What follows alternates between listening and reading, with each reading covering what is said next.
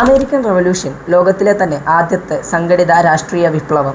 ആദ്യമായി അമേരിക്കയിലെത്തുന്നത് സ്പാനിഷ് ഗവൺമെൻറ്റിൻ്റെ കച്ചവടക്കാരനായിട്ടുള്ള Christopher Columbus ആണ്. 18-ാം നൂറ്റാണ്ടിൽ തന്നെ ഇംഗ്ലണ്ട് എന്ന രാജ്യം അമേരിക്കയുടെ കിഴക്കൻ തീരദേശത്ത് 13ഓളം കോളനികൾ സ്ഥാപിച്ചിരുന്നു എന്നതാണ് വാസ്തവം.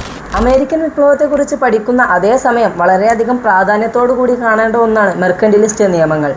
എന്താണ് മെർക്കന്റിലിസ്റ്റ് നിയമങ്ങൾ? തങ്ങളുടെ മാതൃരാജ്യത്തിൻ്റെ സഹായത്തോടുകൂടി ബ്രിട്ടീഷ് കച്ചവടക്കാർ അമേരിക്കൻ കോളനികളിൽ നടപ്പിലാക്കിയിട്ടുള്ള നിയമങ്ങൾക്കാണ് മെർക്കന്റിലിസ്റ്റ് നിയമങ്ങൾ എന്ന് പറയുന്നത്. ഏതൊക്കെയാണ് മെർക്കന്റിലിസ്റ്റ് നിയമങ്ങൾ? നമ്പർ 1, കോളനികളിലേക്കും കോളനികളിൽ നിന്നുമുള്ള എല്ലാ ചരക്കുകളും ബ്രിട്ടീഷ് കപ്പലുകളിലോ അല്ലെങ്കിൽ ബ്രിട്ടീഷ് കോളനികളിൽ നിർമ്മിതമായിട്ടുള്ള കപ്പലുകളിലോ മാത്രമേ കയറ്റി അയക്കാൻ പാടുള്ളൂ. നമ്പർ 2, കോളനികളിൽ നിന്നുള്ള പ്രൊഡക്ട്സ് എല്ലാം like sugar, wool, cotton, tobacco എന്നിവയെല്ലാം ഇംഗ്ലണ്ട് എന്ന രാജ്യത്തിലേക്ക് മാത്രമേ കയറ്റി അയക്കാൻ പാടുള്ളൂ. നമ്പർ 3, ബ്രിട്ടീഷ് പട്ടാളക്കാർക്കായിട്ടുള്ള താമസ സ്ഥലം, ഭക്ഷണം എന്നിവയെല്ലാം കോളനി നിവാസികൾ തന്നെ സജ്ജീകരിക്കണം. Number 4, legal documents, pamphlets, newspapers, licence എന്നിങ്ങനെ തുടങ്ങിയ എല്ലാ ഡോക്യുമെൻറ്റുകളിലും ബ്രിട്ടീഷ് സ്റ്റാമ്പ് പതിപ്പിക്കൽ നിർബന്ധമാക്കി.